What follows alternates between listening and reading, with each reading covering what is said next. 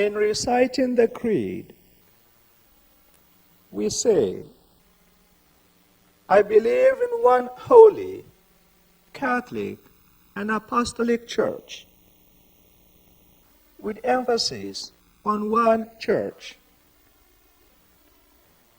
Well, in the beginning, Christianity was not a unified religion. What characterized the early church was diversity. Some scholars have even spoken of Christianities in the plural, not in the singular. A very good example of early Christian division is the church at Corinth. The Corinthians were divided according to their masters. In today's second reading, St. Paul says that some of them were saying, I am for Paul, I am for Cephas, I am for Apollos, I am for Christ. At least, there were 4 different groups of Christians in Corinth, each competing with each other. Like the early Christians, today we are also divided. We have Catholics, Episcopalians, Lutherans, Mormons, and many more. Our doctrines are also conflicting. Some Christians believe in blood transfusion. Others do not. Some Christians believe that communion is the body of Christ. Some Christians believe communion is just a symbolic meal. We have gay, lesbian, and heterosexual Christians. Some people believe in abortion, some do not. We have conflicting beliefs and practices today. Paul was not too happy about the division in the Corinthian church. In today's second reading, he appeals to them for unity. He asked them a series of questions to the effect that Jesus was not divided and none of them was baptized in the name of Paul. Today we also need unity in the church. But unity is not uniformity. There is a difference between unity and uniformity.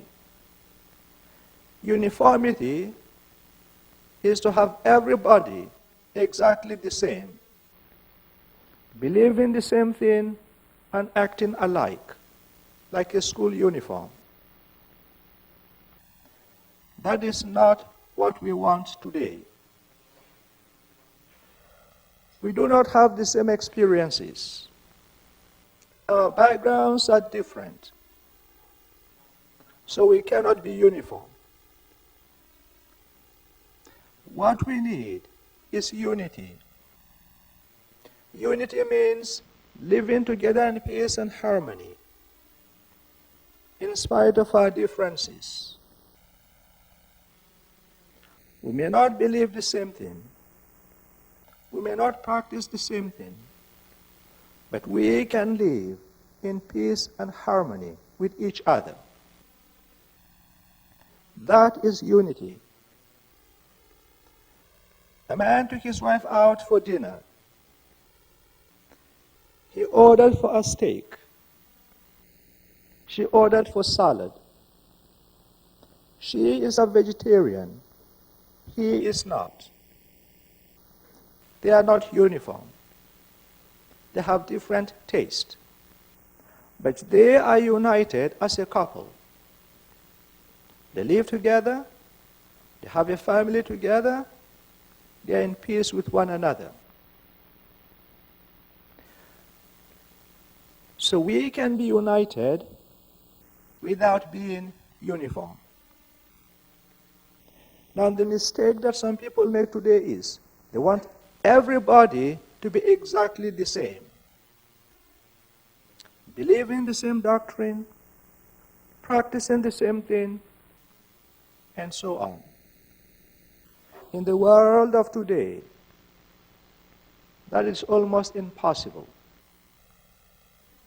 because our experiences are different and our backgrounds are not the same. So like St. Paul, let us pray for unity and not uniformity. Let us live together in peace without expecting other people to believe what we believe and do as we do. Today's gospel is about the call of Jesus' first disciples. I will emphasize 2 points about the call of the first disciples. The first is a vocation within a vocation. By that I mean God can call us to something new and different. And that was what happened to the first disciples. They were all fishermen. They had their profession. They were busy at work when Jesus came and said, "Follow me." They were not idle. They were not unemployed. They had a job. But Jesus said, it's time to move on to something new and different. And that is what I mean by a vocation within a vocation. God can call us to something new in life. A very good example is St. Francis of Assisi. Before his calling, he was a businessman, a trader. Then Jesus said to him, switch track. And he embraced the religious life. He had a vocation within a vocation. When God comes knocking on our door, asking us to move to something different, will we be ready and willing, like the first disciples, or we are going to resist? The first disciples have given us an example. Be open to God's plan for you. The second thing I'd like to emphasize is their spirit of detachment. Peter had a boat and a net. By first century standard, that was a fortune. Peter could have said to Jesus, "Sir, I invested a lot of money into this boat. I invested a lot of money into this net. And I have a career. I am not going to walk away from my boat and my career. Keep going. You may be lucky ahead." Peter could have answered Jesus in this manner. But he did not. He left everything and followed Christ. James and John, the 2 sons of Zebedee, could have said to Jesus, "Sir, our dad is here. The hired men are here. It is irresponsible of us to walk away from them. Keep moving. We'll say a prayer for you." They could have responded in this way. They did not. They left their father and followed Jesus. Now, the message is not to abandon or neglect our families. That is not the point. The point is the spirit of detachment. The first disciples were ready and willing to let go of their boats, their nets, and even their families to follow Christ. They had the spirit of detachment. When Jesus said to the rich man, "Go sell everything you have, give the money to the poor, come back and follow me," he said no. Not because he was wealthy, but because he was attached to his possession. Attachment could be an obstacle in our path to Christ. So today we are invited to ask ourselves, is there something we cling onto? Is there something we cannot let go? Without the spirit of detachment, we cannot be true disciples, because someday God is going to ask us to give up something. It could be our family. It could be our good health. It could be our wealth. It could be our job. It could be anything. But God can ask you, it's time to let go of this thing.